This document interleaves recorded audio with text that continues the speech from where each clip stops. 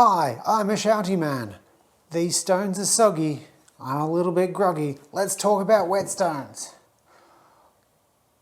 It's the wrong whetstones. It's got a H in it. In this series of videos, I'm covering all things sharpening, and in this episode, we're covering whetstones or sharpening stones. Now, this is going to be a high-level overview, so we're not going to get down into the nitty-gritty, but give a top-level view of all things sharpening so that you know what to buy, why you would buy one over the other, and what to avoid. First up, let's talk about the four basic types of sharpening stones. We've got oilstones, waterstones, diamond stones, and finally ScarySharp or sandpaper on float glass or a flat granite tile, I suppose. We'll start with the last one first, ScarySharp. Before I explain what ScarySharp really is, let's get it very clear. ScarySharp is a scam. It is sold to a lot of people as being cheaper than any other form of sharpening. A lot of people invest heavily in it. It's not cheaper. It's cheaper up front until you sharpen three things, then the costs keep on going. It's not a great system. With that out of the way, what is ScarySharp? It is a very fancy name for saying sandpaper stuck to a flat reference surface. In this case, this is a piece of float glass. You'll find plates ranging from 5 to about 10 millimeters thick. This happens to be 10 millimeters. You stick the sandpaper to it. You'll either use adhesive-backed sandpaper, PSA, whatever it is, or you can use wet dry sandpaper and use spray adhesive to adhere it, or there are some specialty lapping film. The premise is exactly the same with all the sharpening stones that you can get, that you rub your metal on the rock and it gets sharper. What makes this appealing to a lot of people is that the initial outlay for 5 different grits might only be $50. The problem comes into when you consider using sandpaper and you're making a nice sharp edge, and sandpaper rips real easy. Once that's ripped, you might need to take it off, use fresh spray adhesive to glue down a fresh sheet, and then you might rip it again. Sandpaper doesn't last particularly long, so you might only be able to sharpen 1, 2, 3 tools before you need to replace the piece of paper, and that adds up in cost. This is especially true if you look at the 3M lapping films, which are apparently quite good, and they'll go really high grit, but you don't need as high grit as they go. And for a 5-pack, that's $50.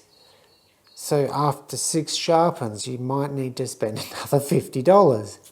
ScarySharp is a scam. However, it's not the worst idea to have a piece of float glass and a very low coarse grit piece of sandpaper stuck to it. I can flatten my waterstones with this. This is 240 grit. Flattens my waterstones just fine, and it's also pretty good for flattening the backs of chisels and planes when you're initially setting them up. Again, I'm not going to get into the nitty gritty, so I'm using the loose classifications for what oilstones and waterstones are. Yes, I know you can use either lubricant on either type, but most people are going to know what I'm talking about. It's not that actually moment. When you think traditional sharpening stones, most people are going to think oilstones, but why don't you see them being used more commonly these days, particularly on the internet? They're pretty hard stones, so they don't need as much maintenance, and by using oil instead of water, you're not going to introduce rust to your tools. These all sound like great things. Unfortunately, that's about where the great things end for oilstones. While they don't need as much maintenance, that's because they're so hard, and that hardness means they're also a lot slower at cutting. As modern tool steels get harder and harder with better heat treatment and become more durable, oilstones end up cutting slower and slower. You're not really going to save any money either compared to waterstones, as they cost roughly the same for the same grits. If you've got them, use them, but for regular bench chisels and bench planes, you're probably going to want something faster, so I wouldn't rush out and buy them. Alright, so oilstones are out, so that means diamond stones like this are in, right? Synthetic diamonds are electroplated or resin bonded to a machine substrate. In this case, it's aluminium, but often it's steel. They're completely indestructible, forever flat, and will last you forever, right? Yes-ish. Diamond stones do last a very long time, and they typically are not going to go out flat. However, they don't last forever. Heavy use will see the bond give up over time, and if you're too aggressive by applying too much pressure, you can technically cause damage to the diamonds, but that's also the way that you get diamonds to cut really fast, by applying pressure. The biggest two issues with diamond stones are the cost and the grits. They're great at very coarse grits below 1000 grit, but above that there are actually very few options and none of them are particularly affordable. For example, the DMT diamond stone, 8000 grit diamond stone, costs as much as these three Shapton waterstones. It's a hard sell. And believe it or not, DMT are actually one of the cheaper brands for the high grit diamond stones. Naniwa, I think it's pronounced, have one that is the equivalent of 5 of these waterstones, so it's a very hard sell. Even if you do find one claiming it's 8000 grit, is it actually 8000 grit? I guess we should talk about whetstone grits. Each company randomly picks a standard or makes one up of their own. Yeah, it's that dumb. Japanese products tend to use the Japanese standard, JIS. Most American products tend to use the American standard.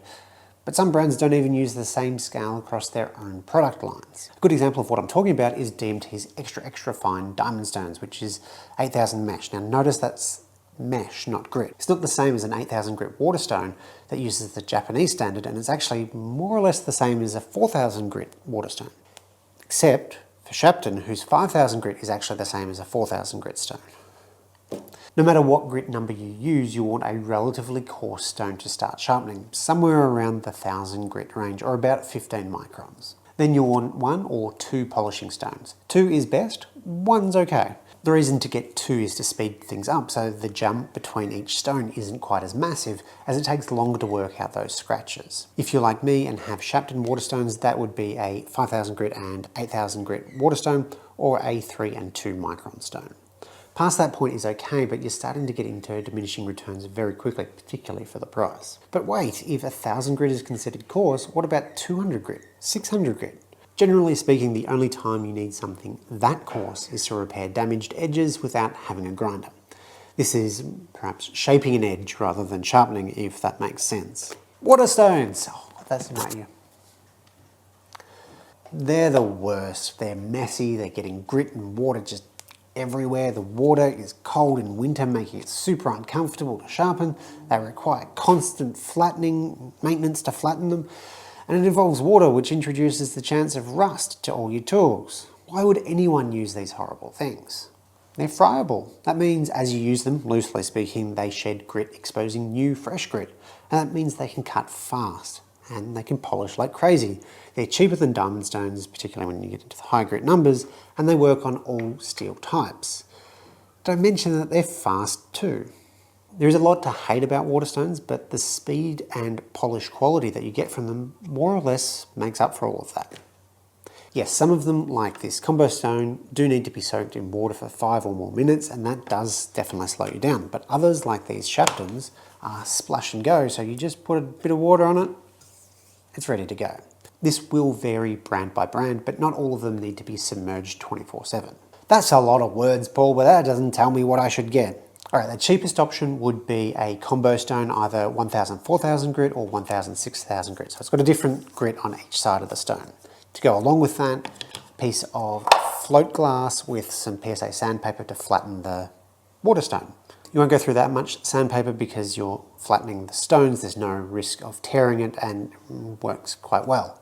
You could then step it up by adding in an 8000 grit waterstone, particularly if you've got the 1000 4000 combo.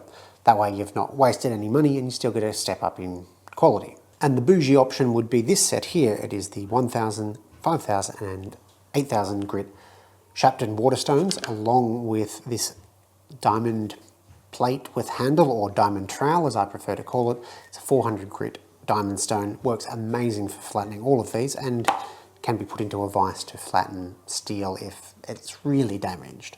Other companies do high-end waterstones, but these are fantastic. I have no complaints about them. So others that are of a similar quality will be a similar quality. So I'm not trying to push you to one brand or another. An alternative is to mix and match mediums. For example, 1000 grit diamond stone for the core sharpening and then waterstones for the polishing. I'm not sure I'd go that way personally, as I really like waterstones, but it is definitely an option if you feel like that is going to last you longer. Hopefully that'll give you an idea of why you'd want to buy into one system or another. And just remember, ScarySharp is a scam. The end. Thanks for watching.